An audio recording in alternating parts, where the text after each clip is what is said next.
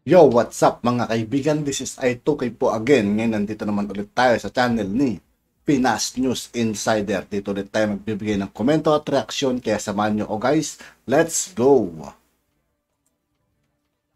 Lungkot na mayor kasi ang alam ng mga tao bilyonaryo siya. Inkas, hindi lang property. Pero hindi pala. Tapos ang pera niya. Dahil sa bigay ng bigay, walang control sa pera sa Amerika at dito bigay ng bigay siya habang may laban siya kaya parang nagretiro na ngayon, wala nang papasok na pera pero tuloy pa rin ang paggastos. So anong ibig sabihin nito? Mababankrupt siya? Mayor? Bangkarote yan pagkatapos ng eleksyon. Kawawang pamilya niya. Sinabi ko na nung araw, marami nang nangyari sa mga boxer na hindi marunong bawak ng pera. Ibig sabihin, totoo talaga guys, napaubos na talaga yung pera ni Pacquiao. Tapos natalo pa siya sa kaso niya. Dapat iniipon. At the age of 40, matandang-matanda ka na sa boxer ako. Hindi ka na pwedeng lumaban. Ayaw. Dating magkaibigan to Chavit Singson tapos Manny Pacquiao. Ngayon nagtitirahan sila. Makinig.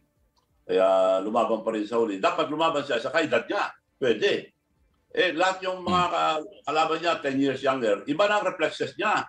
Kaya tiyan mo yung huli, hindi na nakakaiwas. Kawawa, bugbog lang. Mayor, ganito, bago ko ibigay kay Jed yung oras para tanungin kayo, mahabol ko lang ito, Mayor. Sa tingin pa ninyo, baka naman mayroong mga naghahawak ng pera na pinagkakalooban ni Manny ng pera at tiwala, tapos hindi nakakarating sa tao. Kasi ngayon, may mga report, may mga tauhan siya daw na hindi napapasweldo. Si Isno Padua, alam ko, hindi rin nabayaran. Tsaka sa Amerika, parang may mga tao rin hindi rin daw nabayaran. Ano ibig sabihin nito? Si Pacquiao ba hindi nagre-release ng pera o yung pinagkatiwalaan niya na magbayad doon sa mga obligasyon, baka naman hindi ibinigay, baka ibinulsa. Ano ba ang inside story nito sa iyong pagkakaalam bilang dekadang kaibigan at kumpare si Mayor? Si Senador Pacquiao? Kilala ko rin yung mga malalapit sa kanya. Yung nga balita ko, hindi sila nababayaran yung mga malalapit sa kanya. Kaya kawawa yan pagkatapos ng eleksyon. Dapat mag-isip-isip siya. Madugo itong pagtakbo sa presidente. Mababaw sa utang. Grabe. Pero Mayor, maliwanag ko lang. Liwanag ko lang. Bakit po hindi nabayaran? Hindi talaga siya nagbayad o nag-release siya? Pero Sa madaling salita guys, binalaan na pala siya noon bago siya tumakbo ng president noon. Grabe. Ngayon pasimot na yung pera ni Pacquiao. binulsa ng pinagkatiwalaan. Talagang ayaw niya magbayad? Ganun. Maraming obligasyon. Ayun. Yung lifestyle niya, ang buhay ng lifestyle niya, parang tubig ang pera. So, really, hindi siya nakakaipon. At hindi naman bago yung sa Jensen, tanong nyo sa Jensen, madalas nag-i-issue ng cheque na post-dated. So, ewan ko kung natubos na lahat yung mga cheque na post-dated. Hindi pwedeng ganun na utang, gagastusin, utang ka, gagastusin. Hindi pwede yun. Wow, matindi yan. Hindi talaga pwede yan. Ang layo sa'yo. Ikaw ay na-handle mo lahat kaya naging successful ka sa politika at business. Anyway, Mayor, balahin mo namin ulit kayo tulad pa namin. Si Jade po, may mga dagdag pong tanong sa inyo kahit kayo nandiyan sa Korea pala. Mayor, Jade, partner. Yes, Mayor. Good morning po. Si Jade po ito. Doon po kay Senator Manny Pacquiao, nirerespeto po natin ang kanyang karapatan po na magsampa po ng kaso laban doon sa mga naninira sa kanya.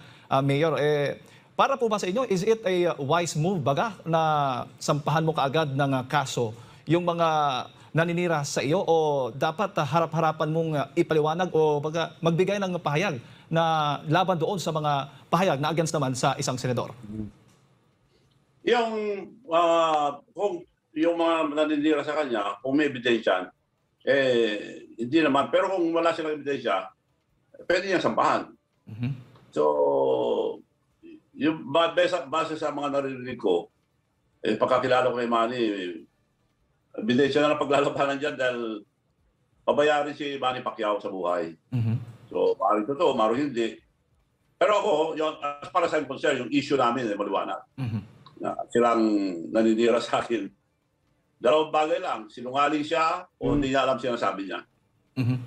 Well, kasi Mayor, tatakbo siyang Pangulo. Alam mo naman, kapag even nga si Pangulong Duterte, talagang ang running basher, may mga ilang mga din sa oposisyon, ay talagang naninira sa kanya. Pero ganitong sistema kasi, ang nangyayari, ganun ang ginagawa ng kampo ng senador. Yung baga, sasampahan ng kaso para hindi baga magsalita laban sa kanya. Ano ho yung... Nananakot lang siya. Tinatakot niya yung mga possible sisira sa kanya dahil marami rin issue sa kanya eh. Okay. Well, ilang dekada na po kayong magkaibigan, Mayor. Gusto lang namin malaman kung yung pagtatapos po ba ng inyong friendship ninyo for how many decades na nga, dahil doon sa nagbago na yung mga advisors niya o personally, siya mismo, si Senator Manny Pacquiao mismo, yun ang dahilan bakit medyo nag-iba na, nagkaroon na ng pagtatapos yung pagkakaibigan ninyo?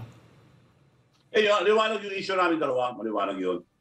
So, wala akong kailangan sa kanya, ginamit na akong sample na hindi ako pinagbigyan. Hindi nga niya, alam siya, sabi niya wala namang akong hiningi sa kanya. Anong pinagsasabi niya, hindi ako pinagbigyan. So, wala na. mali-mali yung issue niya sa akin Hindi niya naintindihan siya sabi niya. Ako, wag itaas dahil pinoprotektahan ko ang aking kababayan sa Ilocania. Pag nasira yung industriya, mawawalan hanap buhay mga farmers namin. Mawawalan din pera ng gobyerno. Yun lang akin doon. Kaya ako hiningi na wag na itaas dahil baka masira. Tinaas pa rin niya. Thank you. Nakinabang kami. Ginamit ako na hindi ako. 3 beses ako hindi ako. Pagka niya, akala niya may hiningi ako. Wala akong hiningi sa kanya. Pabor nga sa amin yung itaas ng taxes Kaya ako pinipigil dahil baka masira yung industriya. Yun. Kaya paulit-ulit ko siya sabi dahil hindi niya maintindihan Well, siguro huli na lang po sa akin, Mayor, advice na lang po ninyo doon sa ating mga kababayan at maging kay Senador Manny Pacquiao na lalo na tatakbo siya sa pagkapangulo sa darating na eleksyon. Well, advice ko sa kanya, di pa naman huli.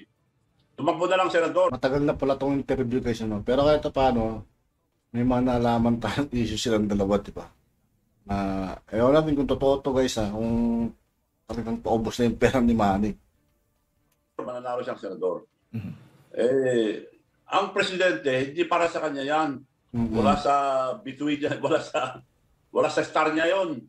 Nananaginip lang siya dahil para sa mga well-educated yan pagka-presidente, o di man, marami experience na nag-mayor, governor, para alam niyang galaw sa baba.